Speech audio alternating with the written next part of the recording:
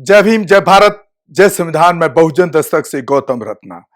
और आज आपको मैं बताऊंगा बाबा साहब भीमराव अंबेडकर द्वारा दिए हुए कोट, जिसको हिंदी में हम कहेंगे बाबा साहब के द्वारा जो नारे या जो विचार दिए गए, वो मैं आपको बताने वाला हूं। बाबा साहब के जो कोट हैं बहुत मायने रखते हैं और बहुजन समाज बाबा साहब के कोट पर चलकर ही कुछ तरक्की कर सकता है, या चाहे वो राजनीतिक सत्ता हो, चाहे वो सामाजिक परिवर्तन हो, चाहे वो राजनीतिक परिवर्तन हो, चाहे वो आर्थिक परिवर्तन हो या आर्थिक मजबूती हो। जब तक आप उनके कोट को अंगीकार नहीं करेंगे, जब तक आप उनके कोट पे चलना शुरू नहीं करेंगे, तो मैं समझता हूं कि बाबा साहब के जो फॉलोवर हैं, जो अपने आप को कहते हैं हम बाबा साहब के फॉलोवर हैं, या जो बुद्धिज्म की बात करते हैं, मैं समझता हूं कि वो बेईमानी है। तो हम आपके सामने बाबा साहब के द्वारा दिए हुए बहुत महत्वपूर्ण कोट आपको बताने जा रहे हैं। देखिए बाबा साहब क्या कह रहे हैं। जो कुछ मैं कर पाया हूं वह जीवन भर मुसीबतें सहन करके विरोधियों से टक्कर लेने के बाद ही कर पाया हूं। जिस कारवां को आप यहां देख रहे हैं उसे मैं अनेक कठिनाइयों से यहां ले आ पाया हूं। अनेक अवरोध जो इसके मार्ग में आ सकते हैं आते रहे के बावजूद इस कारवां को बढ़ते रहना है। अगर मेरे अनुयायी इसे आगे ले जाने में असमर्थ रहें तो उन्हें इसे यहीं पर छोड़ देना चाहिए जहां पर यह अब है। पर किन्हीं भी परिस्थितियों में इसे पीछे नहीं हटने देना है। मेरी जनता के लिए मेरा यही संदेश है।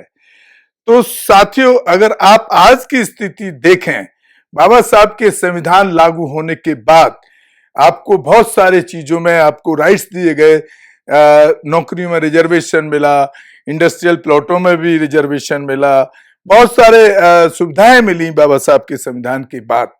अगर हम बाबा साहब के इस कोट को आज अगर हम एनालिसिस करते हैं, उस पर विचार करते हैं, तो हम कहीं ना कहीं ये पाते हैं कि हम बहुत जो बाबा साहब की जो ये लड़ाई थी उसको हम वहां भी नहीं छोड़ पा रहे और बल्कि पीछे ले जाते हुए दिखते हैं। क्योंकि आज पूरे देश में जिस तरीके से हमारे बहुजन समाज पर अत्याचार हो रहा है और वहां पर कहीं पर भी वो अत्याचार ना रुक रहा है, ना उसमें न्याय दिलाने में कामयाबी दिखती है। तो एक बहुत बड़ी, मैं इसको कहूंगा बहुजन समाज के लिए बड़ी विडंबना का विषय है और उनको इस पर सोचना चाहिए और बाबा साहब के विचारों और कोट पर ईमानदारी से चलने का काम करना चाहिए। गुलामी की लंबी जिंदगी से आजादी के कुछ पलों का जीवन कहीं अच्छा है। कार्य करने की वास्तविक स्वतंत्रता केवल वहीं पर होती है जहां शोषण का समूल नाश कर दिया गया है, जहां एक वर्ग द्वारा विशेष वर्ग पर अत्याचार नहीं किया जाता, जहां बेरोजगारी नहीं है, जहां गरीबी नहीं है, जहां किसी व्यक्ति को अपने धंधे के हाथ से निकल जाने का भय नहीं है, अपने कार्यों के परिणाम स्वरूप जहां व्यक्ति अपने धंधे की हानि, घर की हानि तथा रोजी रोटी की हानि के भय से मुक्त है। मैं अन्याय, अत्याचार, आडंबर तथा अनर्थ से घृणा करता हूं और मेरी घृणा उन सब लोगों के प्रति है जो इन्हें अपनाते हैं। वे दोषी हैं। मैं अपने आलोचकों को यह बताना चाहता हूं कि मैं अपने इन भावों को अपना वास्तविक बल, सत्य पर चलो, सत्य का ही आश्रय लो, किसी दूसरे की शरण में न जाओ। जिस समाज में कुछ वर्गों के लोग जो कुछ चाहें वह सब कुछ कर सकें और बाकी वह सब ना कर सकें जो उन्हें करना चाहिए, उस समाज के अपने गुण होते होंगे लेकिन इनमें स्वतंत्रता शामिल नहीं होगी अगर इंसानों के अनुरूप जीने की सुविधा कुछ लोगों तक ही सीमित है। तब जिस सुविधा को आमतौर पर स्वतंत्रता कहा जाता है उसे विशेषाधिकार कहना अधिक उचित होगा।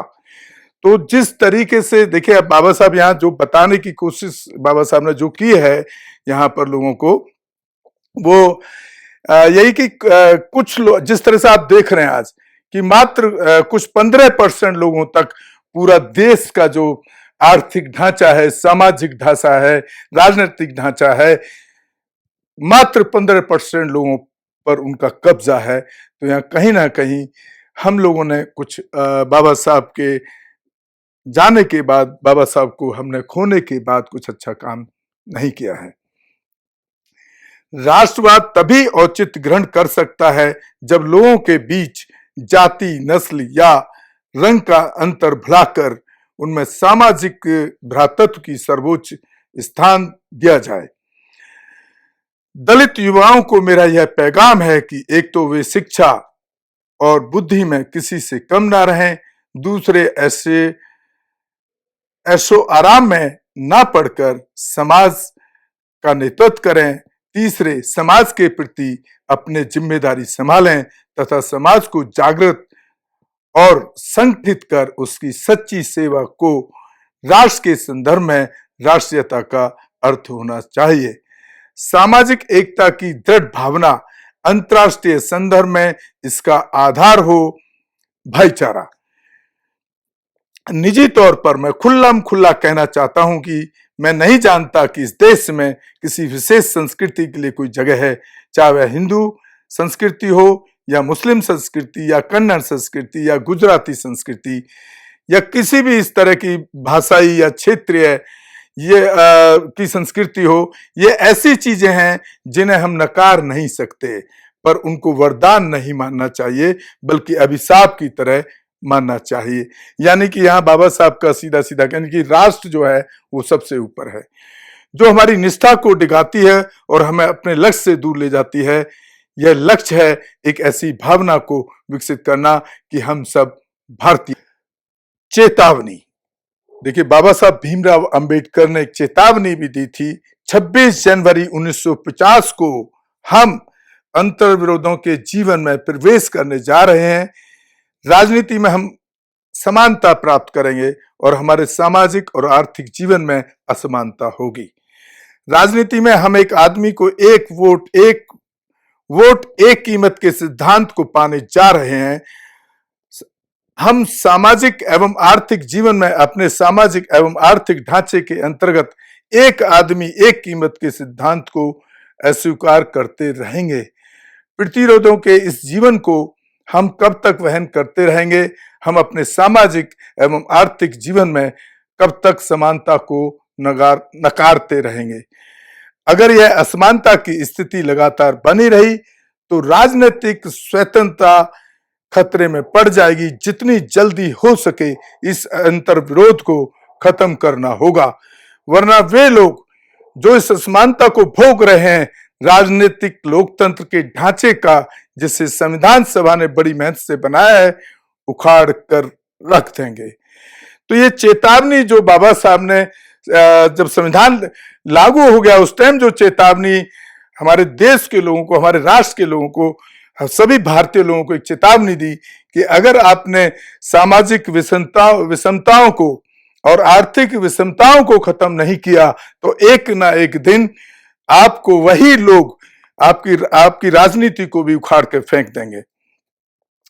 माता पिता ने जो मेरे लिए त्याग और शिक्षा में मार्गदर्शन किया है उसके प्रति आभार एवं स्मृति स्वरूप सादर समर्पित। हमारे चैनल बहुजन दस्तक को लाइक, शेयर, सब्सक्राइब देखना मत भूलिएगा। जय भीम, जय भारत, जय संविधान, नमो बुद्धाय। धन्यवाद। चैनल आर्थिक समस्या से गुजर रहा है। अगर आप बहुजन समाज में बाबा साहेब अम्बेडकर और तथागत बुद्ध की विचारधारा को अधिक से अधिक लोगों तक पहुंचाना चाहते हैं तो हमें आर्थिक सहयोग प्रदान करें, ताकि हम अपने चैनल के माध्यम से देश विदेश में समता, बंधुता, एकता और संवैधानिक अधिकारों को ज्यादा से ज्यादा लोगों तक पहुंचा सकें। आप अपनी सहायता राशि नीचे लिखे खाते में जमा करा सकते हैं।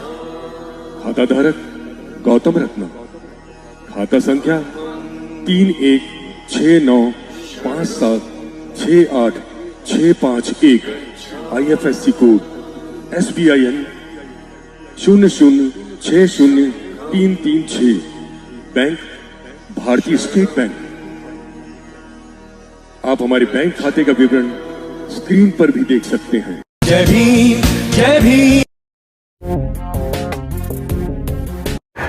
मैं गौतम रत्ना आपका बहुजन फिल्म प्रोडक्शन में स्वागत करता हूं और आप हमारे प्रोडक्शन हाउस के अंदर अपना कैरियर बना सकते हैं as a film director, as a producer and actor and actress and editor and cinematographer also. अगर आपको फिल्म से रिलेटेड कुछ भी प्रोजेक्ट आपको बनवाना है तो हमारे पास में पूरा सेटअप है, जिसमें फिल्म कैमरा है, शूटिंग लाइट्स है और एडिटिंग है। सारा A to Z एक ही जगह पर आपको हमारे यहाँ पर मिल जाएगा। तो दोस्तों आप हमें कांटेक्ट कर सकते हैं हमारे नंबर्स पर 9810085714 और 8510005714। हमारे वेबसाइट पे विजिट कर सकते हैं www.filmserviceindia.com और हमें मेल भी कर सकते हैं gautamfilmsproduction@gmail.com पर। धन्यवाद।